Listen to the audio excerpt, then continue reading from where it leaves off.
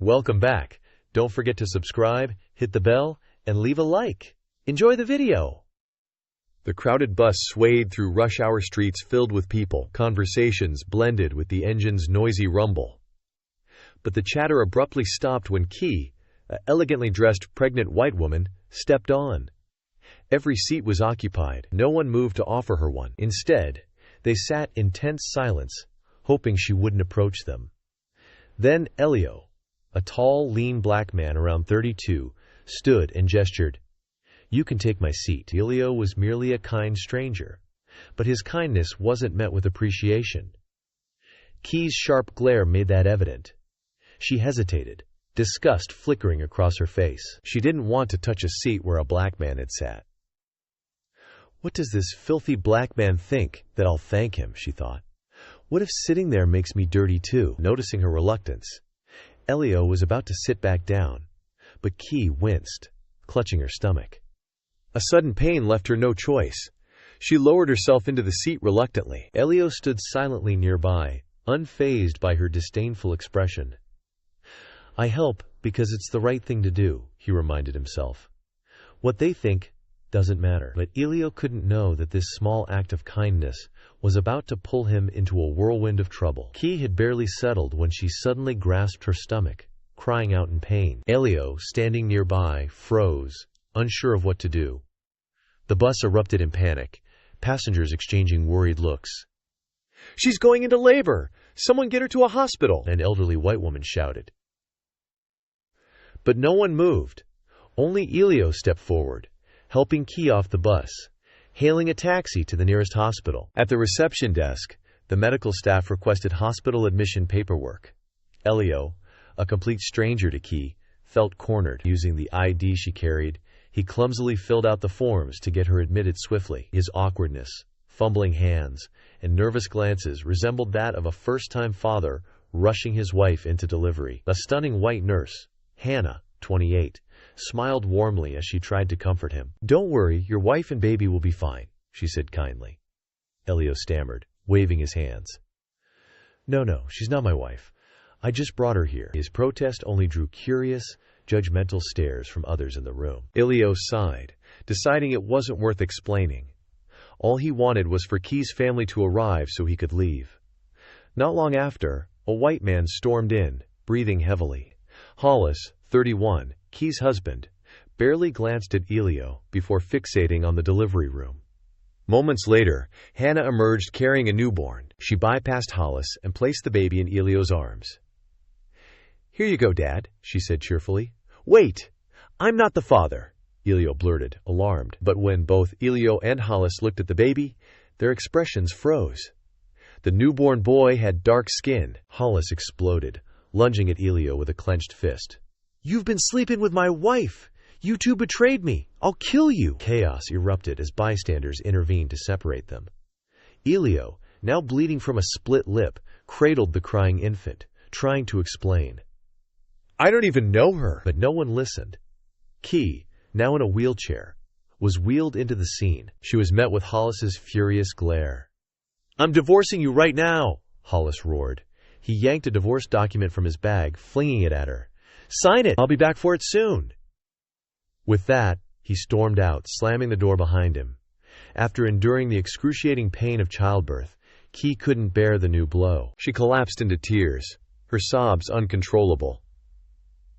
Elio, unsure how to comfort her, simply held the baby and stayed by her side as they made their way to the hospital room. Him.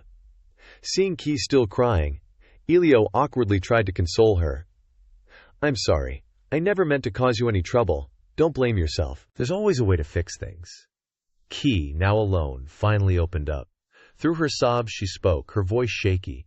"I gave everything up to be with him. My family didn't approve, but I chose to be with him and start fresh. Now that he's successful, he treats me like this. I've never cheated. I don't know why the baby is like this." Elio, feeling a surge of sympathy, just stayed by her side, listening silently. A sense of injustice built inside him. When Key finally fell into an exhausted sleep, Elio stepped outside. He sat on a bench in front of the hospital, trying to process the whirlwind of events. But there, in the shadows, he witnessed something that made his heart race. The nurse was holding a white baby in her arms, facing Hollis, Key's husband. In a flirtatious tone, Hannah spoke, "Have you taken care of that ugly wife of yours yet?" Hollis answered gently, "I'll finalize the divorce today. How dare she cheat on me with that black guy?" Before Hollis could continue, Hannah interrupted him, her voice cold. "No, the black baby is one I found in the orphanage room to frame her. The baby I'm holding is really hers. Your son? He looks just like you." Hollis froze, staring at the baby in Hannah's arms, a smile slowly spreading across his face. He reached out to take the baby from her, praising her. "You're brilliant. This way I can divorce her and still be with my real son." It all clicked for Elio. Hollis and Hannah had been having an affair while Key was pregnant. Hollis had been reluctant to divorce Key, fearing the financial cost and the hassle of child support. But when Key came to the hospital, Hannah quickly concocted a plan, and now it was all falling into place. Even Hollis hadn't realized he was walking straight into a trap. What Elio had witnessed made everything clear to him. Fortunately, he had quickly turned on his phone camera and recorded the entire conversation between the lovers. Without hesitation, Elio rushed to show the video to Key. After watching, she gripped the phone tightly, her eyes burning with fury. Elio, not knowing what more to do, urged her to stay calm for the sake of her. Just then, Hollis barged into the room unannounced, with Hannah trailing behind him, a smug look on her face. Hollis nonchalantly asked Key, "Have you signed the papers yet?" Key, struggling to maintain her composure, lost control at the sight of him. In rage, she grabbed a vase and hurled it toward him, shouting, "You betrayed me! How dare you cheat on me with this nurse while I'm carrying your child? Give me my baby back now, or I'll report you to the police for kidnapping and fraud. I have proof!" Elio, acting quickly, played the video. Right after Key finished speaking, Hollis and Hannah went pale. They were speechless, unable to deny the irrefutable evidence. Finally, they were forced to admit their guilt as a result of the ordeal. Key successfully divorced Hollis and reclaimed all of her assets, along with full custody of her biological child. As for the black child, she truly wished to raise it as well, but her resources were limited. Therefore, she placed the child in a reputable orphanage and would visit with her own child whenever she had free time, hoping that one day it would find a good adoptive family. Hollis left with nothing, no money, no child, and was abandoned by Hannah, who found him too poor. But Hannah's fate was no better. Key pressed charges for kidnapping, and Hollis was charged as an accomplice. Although the couple had parted ways, they still had to face the consequences of their actions in court. After everything settled, Elio walked alone down an empty street, a weight lifted from his shoulders. He was content knowing that Key, an innocent woman, had found justice. As for him, he was looking forward to a happier life of his own. Kindness may lead you into trouble, but truth and justice will always be the rightful rewards for those who remain pure. Here on Karma's Twists, we share the most impactful stories of karma and justice that the world needs to see.